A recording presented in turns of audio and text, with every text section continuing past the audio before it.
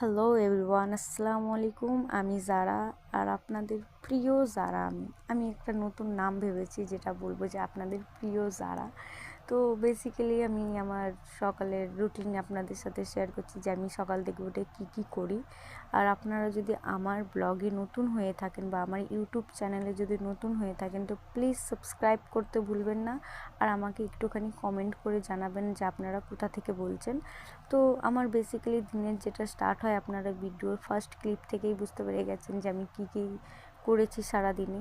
তারপরে এই যে আয়নার সামনে যেটা আমি করতে পছন্দ করি, ঢং তো করা আমার একদম কি বলবো অনেক পছন্দের জিনিস।